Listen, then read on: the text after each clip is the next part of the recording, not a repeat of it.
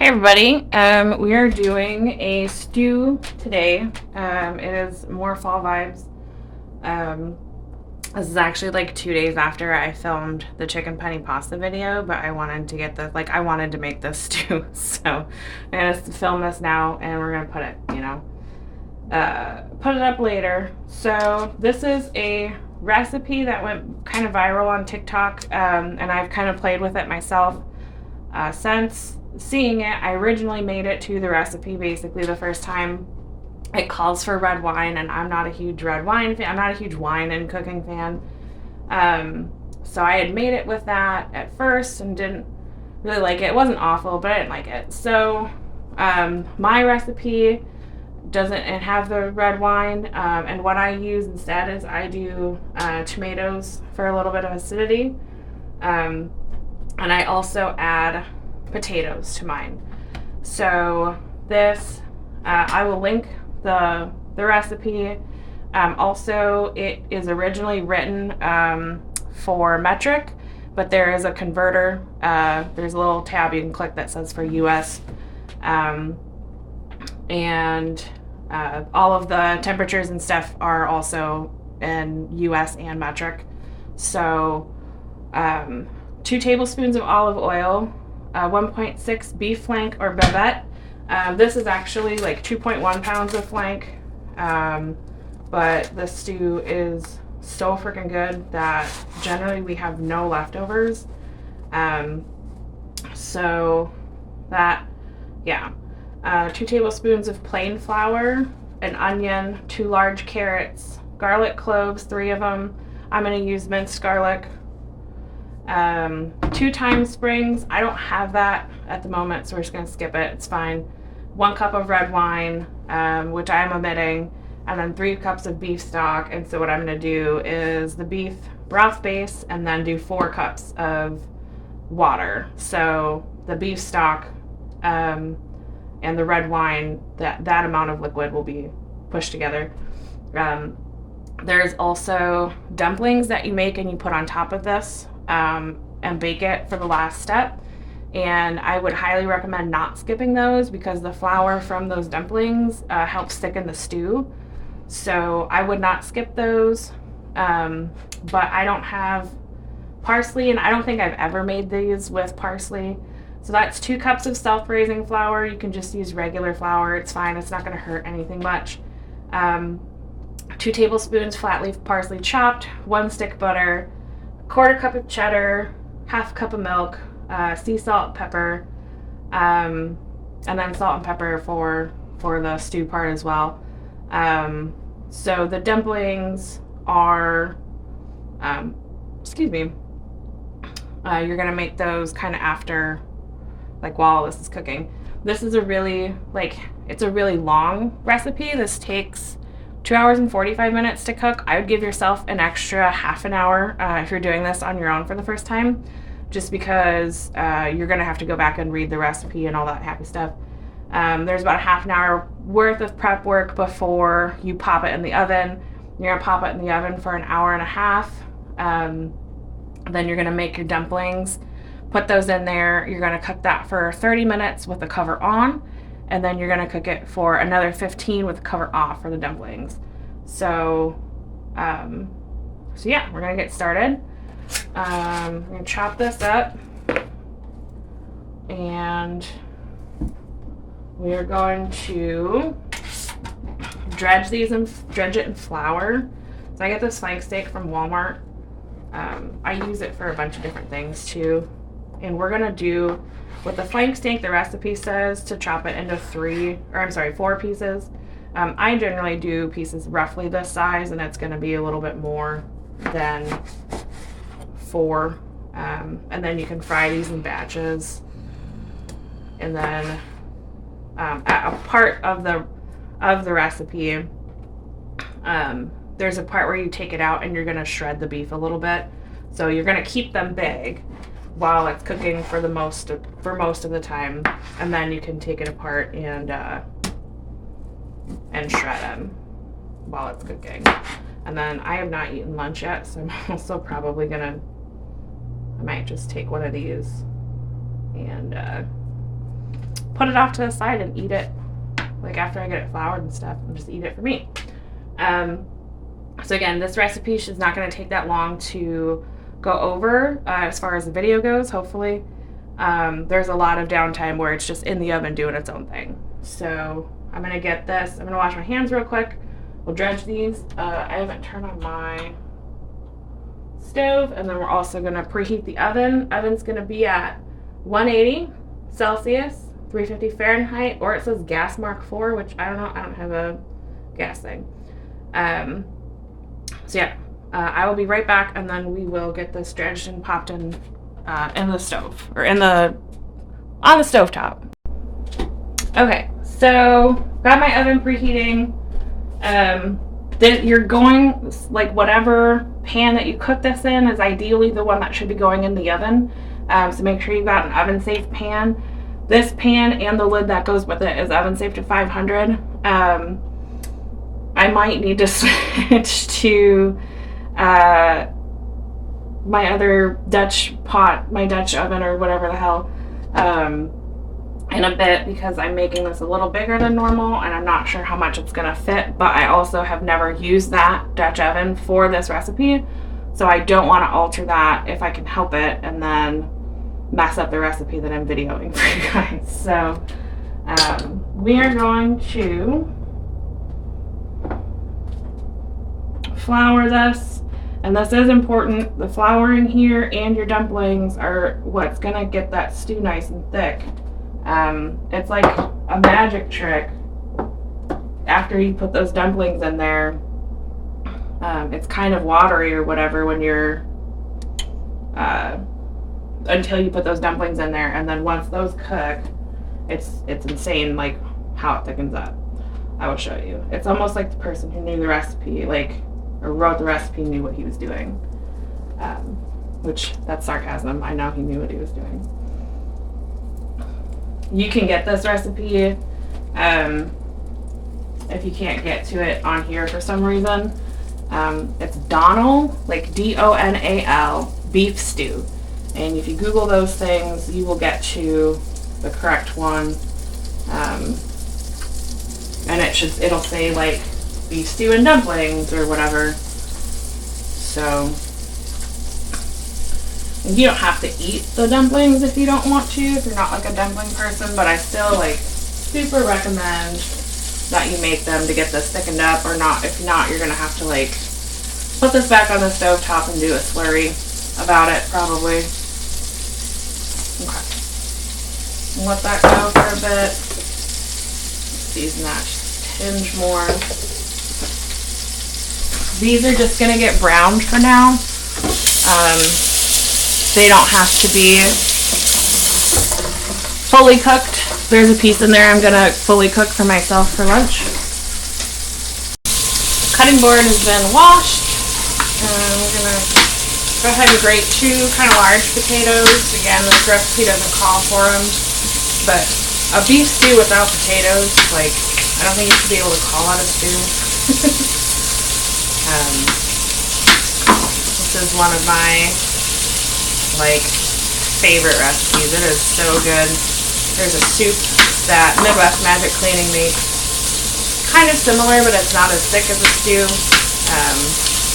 But it's got, like, a tomato sauce base with beef, potatoes, carrots, onions, green beans, corn.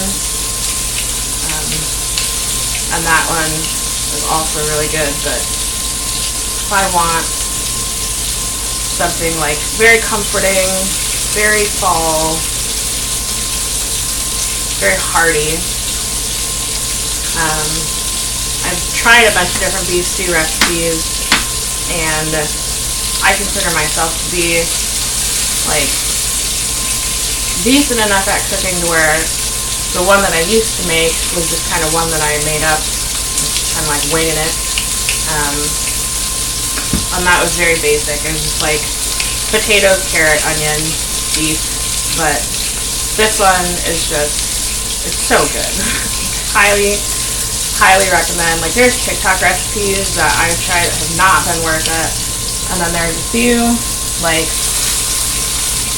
this, and done garlic confit, like making a batch of garlic confit and using that. Have been my two most successful things that I've gotten from TikTok. I normally use cherry tomatoes, but I have a bunch of tomatoes from a friend's garden, so I'm just going to use a few of those, and I'll just chop those and kind of put them in there so they blister a little bit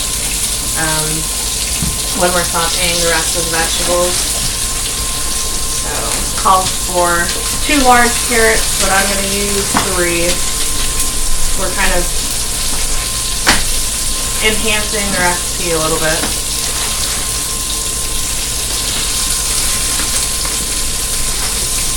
I use 4 since those carrots aren't as big, or they're not very thick, I should say. These on the way. The carrot scraps I will put into my vegetable scrap for broth, but not the potatoes. So separate these out.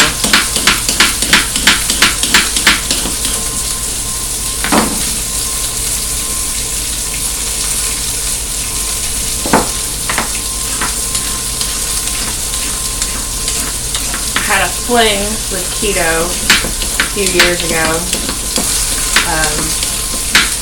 And one of the recipes that I tried that I really enjoyed was actually making noodles out of carrot shavings. I should try that again sometime, because the zucchini noodles work really well for like a white sauce. These work really well for a more tomato sauce.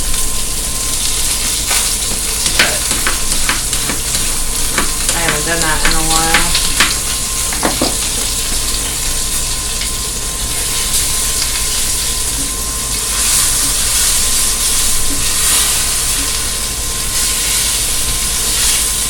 So again, on the meat part, we don't need this to cook all the way through right now.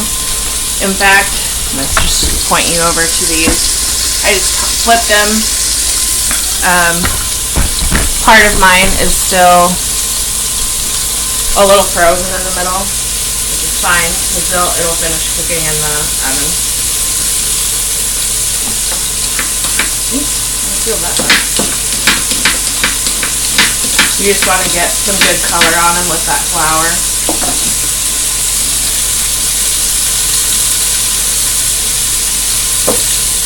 They're going in the garden. Shit.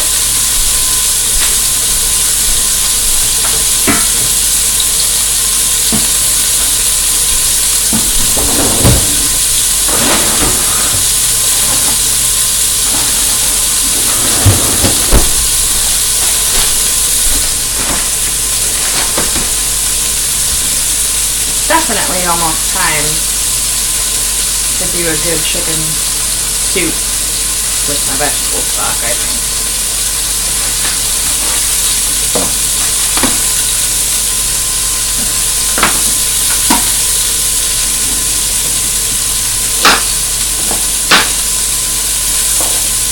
Just want to get the carrots chopped, and the onion, not chopped, but trimmed, and the onion done so I can get my vegetable bag out the way.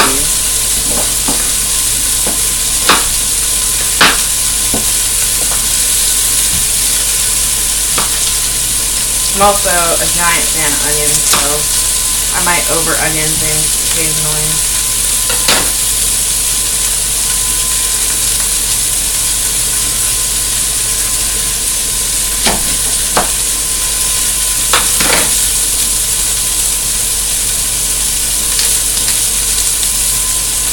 Hope everyone's having a good day, good week,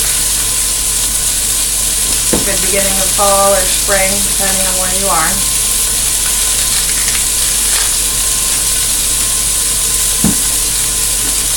Peelers.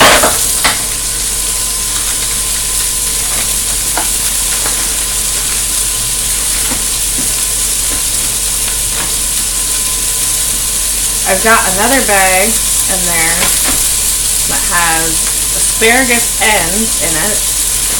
I have a really good tomato soup recipe. It's like cheddar tomato soup that uses an asparagus ends base. So if you make asparagus sometime soon, put those ends in the freezer, save them, and then probably in the next month or so, maybe a little bit closer to November, I will have a tomato cheddar soup that will utilize those.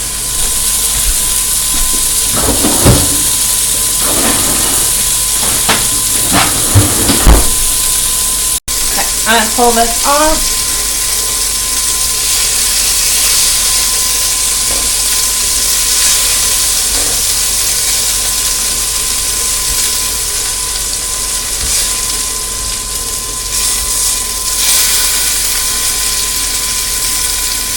Those two I might have for lunch, I think.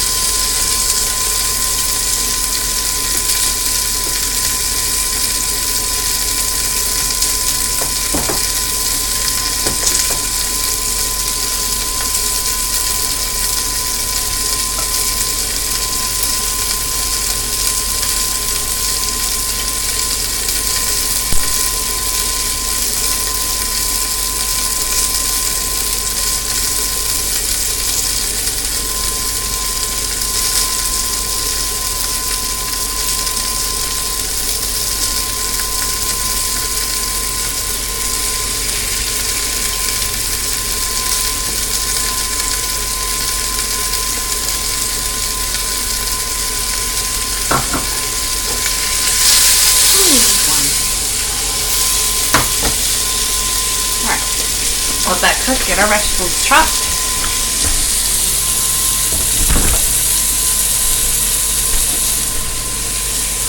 So,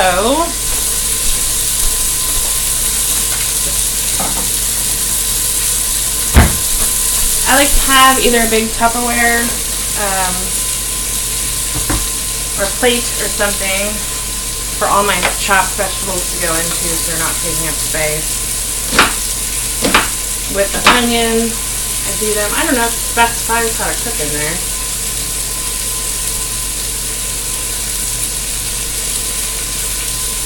Sliced. This is sliced. I'm going to do kind of big chunks.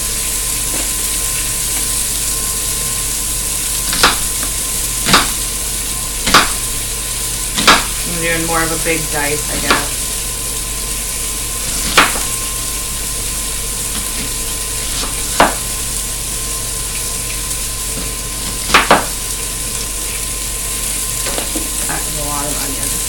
It's going to be awesome. The potatoes, kind of same deal. This is going to cook in the oven at 350 for about 2 hours. 2 hours and 15 minutes. So they don't have to, but there's not a lot of it's not going to be in a bunch of liquid. So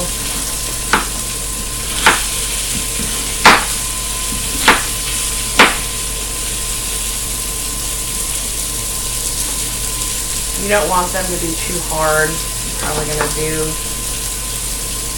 cube-shaped.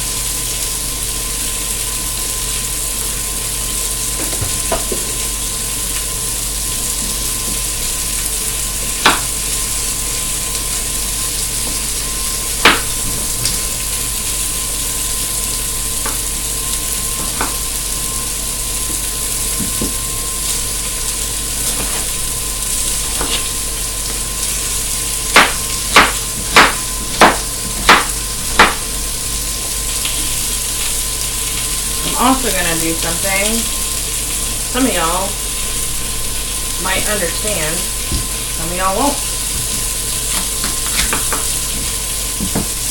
I am hungry, but also it's good.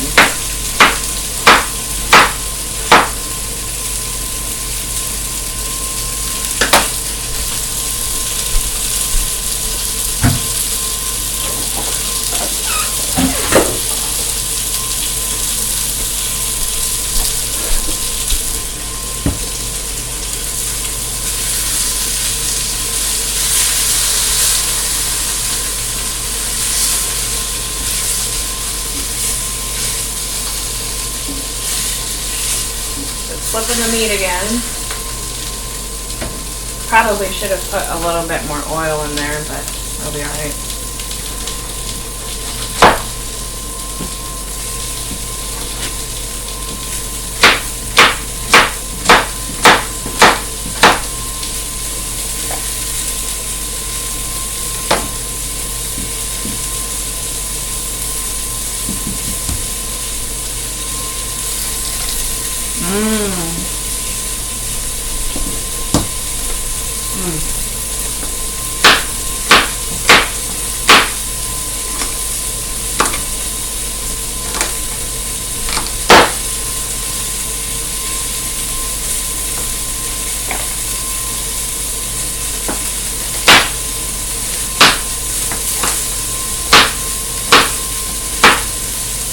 I love raw potatoes, you guys. Raw, salty potatoes.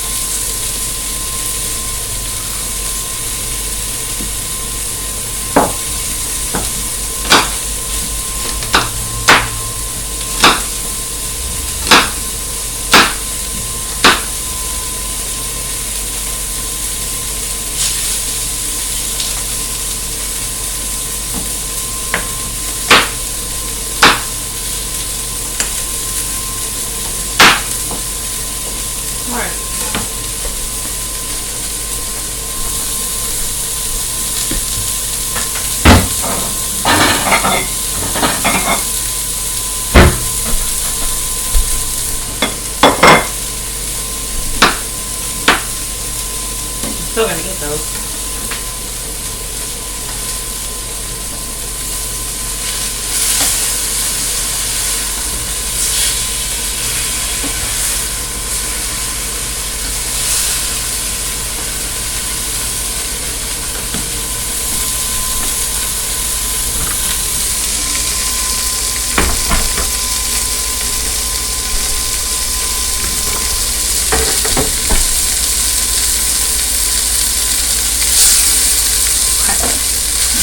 Ooh, almost lost that one. Over on our plate. This pan is really hot right now.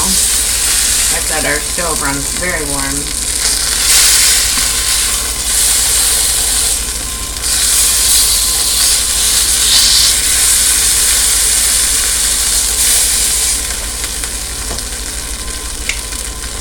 And then I'm going to oil this up a little bit again.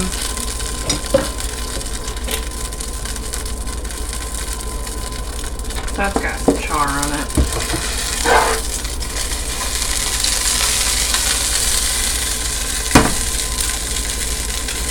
I'm actually going to turn it off so it cools down quicker. I'm going to wash my tomatoes and chop them off camera real quick. And once this is cooled down enough to where I can put the vegetables in, we're going to go ahead and put the vegetables in. Okay, it's cooled down a little bit. Probably not a whole lot. A little bit more olive oil in here.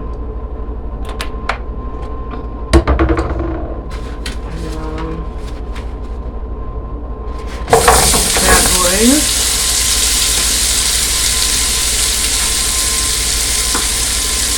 I normally do a good couple handfuls of cherry tomatoes when I'm doing this. So like I said, I'm trying to use the ones I've got. So I did 2 medium and 1 like medium large tomato. And the medium one I quartered. And the one that was a little bit bigger I eighted, I guess.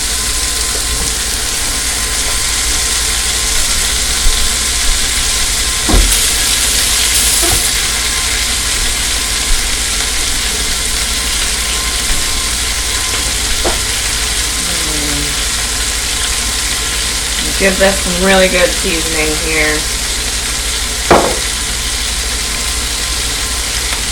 You're going to cook this for 5 to 6 minutes until things get a little soft. I'm going to add my garlic. I'm going to do about 2 tablespoons.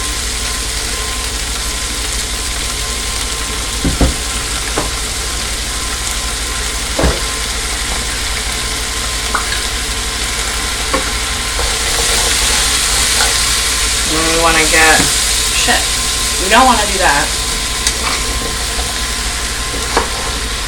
So we'll get all of the beef charry goodness on here, and then when this is done getting soft, then we'll add our 4 cups of beef broth. We might do a little bit more than that depending on, like, I really don't know how I'm going to fit all this in here, because keep in mind this also has to fit dumplings in afterwards, so we'll see. I'm going to let this go for about 5 minutes, 6 minutes, see where we're at. I'm going to clean up a little bit off camera and then come back when I add the next step. Okay, I'm going to get my beef broth ready. This is 4 cups of water. You're in a big honkin' spoonful of that, and then whisking till it's dissolved. And then I might need to add a little bit more in here. Not sure. We'll see. Also, been eating my meat, which turned out really good. And we're still waiting for the vegetables to cook. Okay. In about 6-7 minutes. This is all getting soft. The next step in the recipe would be to add the red wine and let it reduce by half, but we're not doing the red wine. So we're just going to add this. It's actually a pretty good amount.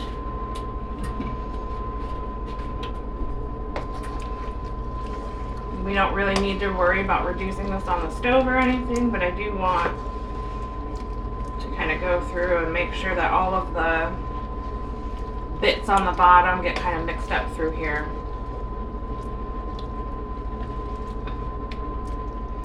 I looked at my Dutch oven, and I think these are both 5 quarts, so I don't think I'm gonna like switch them out or anything.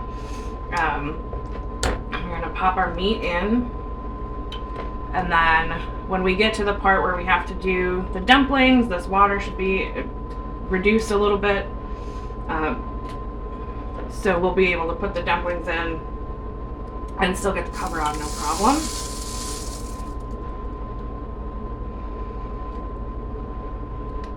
And again, this pan, this is a time and table from Walmart. I love this set a whole lot. I keep meaning to get the whole set, and like every time I do a Walmart trip, I'm always like, oh, do I want to put another $100 on top of this or not? So I haven't done it yet, but they're all like rainbow. So anyways, this pan and this cover are good. They're oven safe. It's up to 500 degrees, which is, we're doing 350, so it'll be totally fine. And we're gonna go ahead and pop this in the oven for an hour and a half. Then we'll come back a little bit before then and make our dumplings so they're ready to go when we take this out, put the dumplings in. Always remember, because I forget all the time, that this pan is going into a hot oven. This is already pretty warm. This will be hot, and then this is the part I always forget about, because I always try to take this off and then burn the crap out of myself. So yeah, we're gonna put this in the oven. I'm gonna do this off camera because it's very heavy and I don't want to film a tragedy if it happens. So we will see when it's time to do the dumplings. Alright, so we're gonna make the dumplings. The stew has about 10-15 minutes to go before it needs to come out. The timer will probably go off while we're doing this. So we're going to do 2 cups of flour, a whole stick of butter, the parsley and the cheese.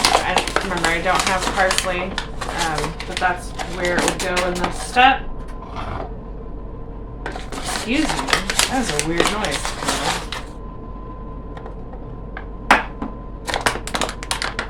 Using the world's tiniest bag of flour.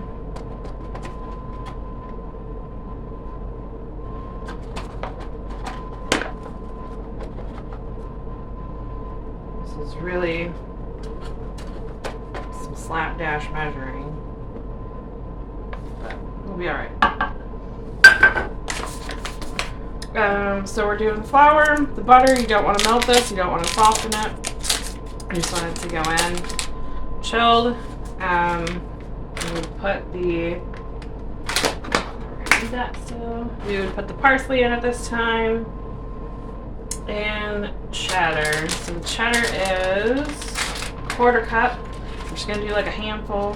Normally I'd like to do a sharp cheddar, but I've just got Colby Jack, so that's probably more like a 1/2 cup, but whatever.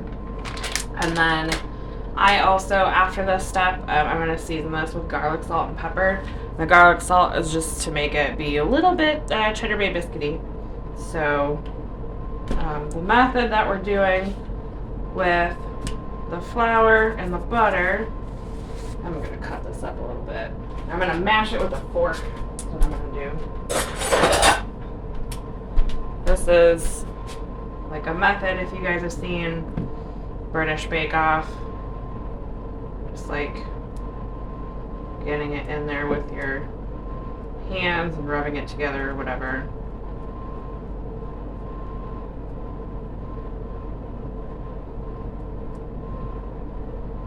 But I'm gonna chunk it up a little bit, so it's a little bit easier to work with.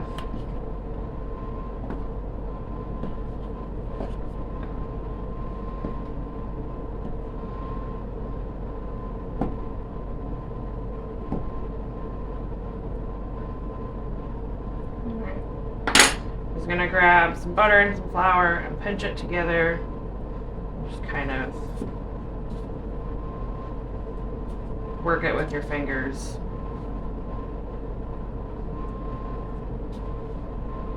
It'll be kind of not quite beach sandy, a little bit rougher than that, but maybe beach pebbly. There's probably a good term for how it looks. Okay. Yeah.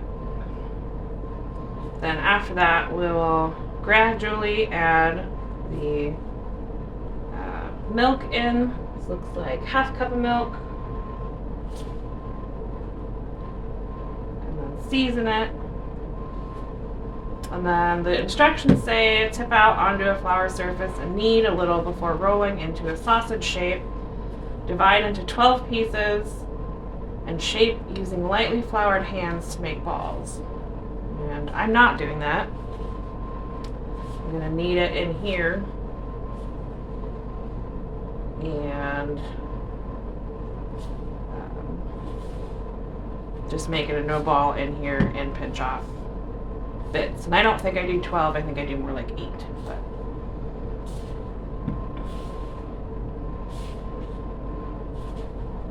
that's actually kind of painful on the hands. I've been doing a lot of crocheting and a lot of video gaming, which tends to flare up some like hand arthritic, carpal tunneling type stuff. So it's part of the reason I have the fork out. I'm not gonna go super hard on this, which is fine. Like, we're not making, you know, beautiful crusted pastries. We're making dumplings that we're throwing in a stew. So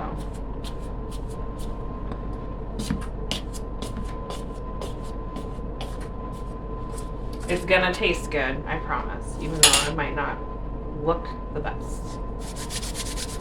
Alright, so we'll add garlic salt, a little bit of pepper,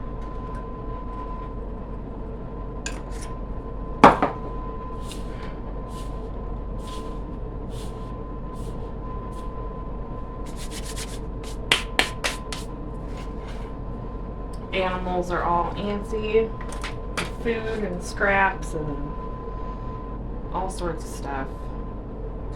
Alright, here's my 1/2 cup of milk.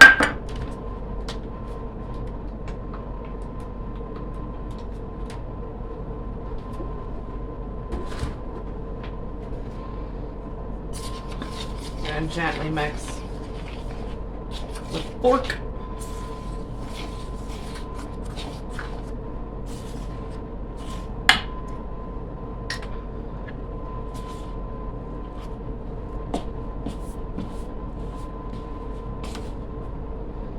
Start getting in there with our hands.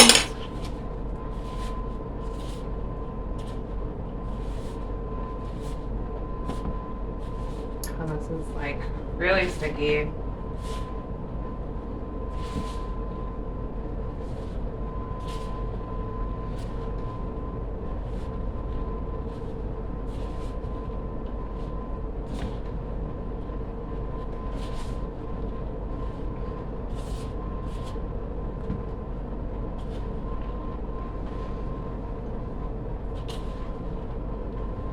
Warning, I'm about to ask the dot how much time is left in my timer. So if you have dots of your own, I'm sorry. Alexa, how much time is left on my timer? You have 5 minutes left on your 15-minute timer. Okay. Actually, a little bit ahead of schedule. Try to work the last of this in here. And then we'll come back when I take the stew out. Remember that pan, your Dutch oven, your saucepan or frying pan or whatever you've got in there is going to be hot on all sides, including the cover. So don't be like me and just YOLO it.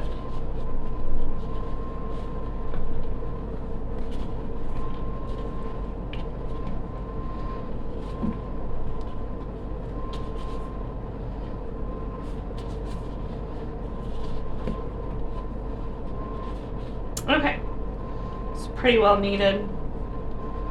Just gonna let that sit for the remaining time on my timer. We'll take the stew out, pop these in, and then we'll put it back in there for 30 minutes.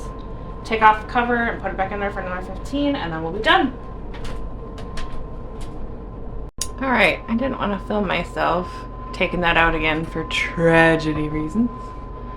So, it's out.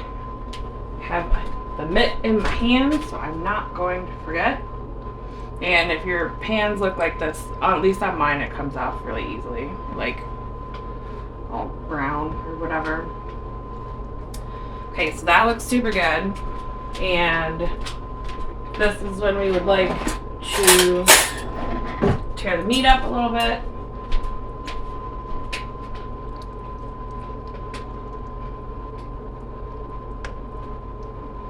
Can't tell that it's shredding. It's shredding.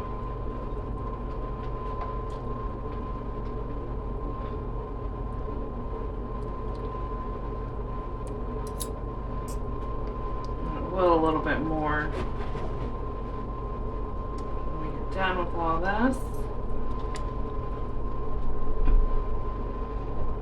So if you can see or tell, let me get a shallow spoon. It's got some thickness to it, but it's still kind of thin. It's not quite stew thick. So that's what's going to happen when we get our dumpling stuff in there. So I'm going to do a little bit bigger than golf ball. Just kind of place them around.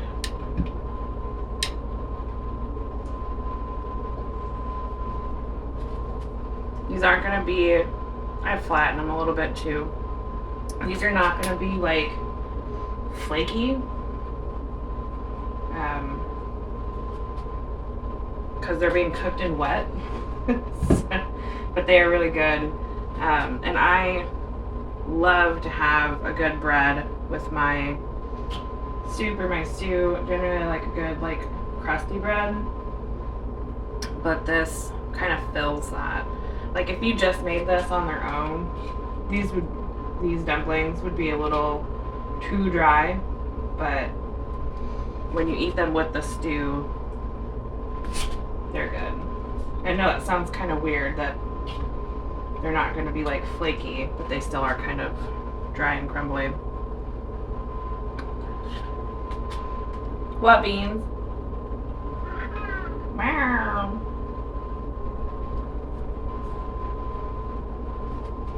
Like I said, all the animals. Thanks, Beans. All the animals think it's dinner time. Dakota gets like a big hop of wet food around dinner time, and then the cats get some sort of treat, wet or otherwise. So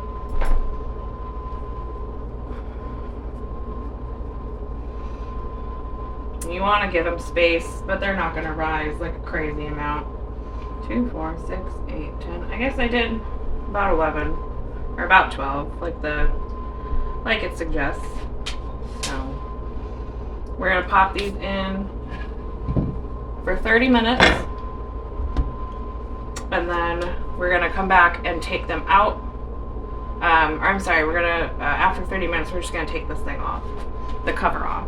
So I'm going to get this in, and we'll see you when we pull the cover off. So we're just going to open this up and take the top off. That they've lifted, etc.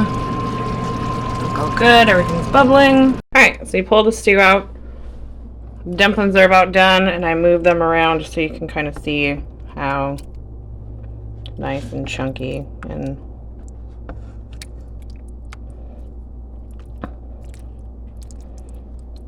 there's not much liquid. You can always put more in at the beginning of this step. Or at the beginning when you add the liquid, if you want more liquid with yours, or like make a slurry of some sort and add it to like beef bouillon and water or whatever. But yeah, this is so good. Looks amazing. The meat is all very tender and shreddy.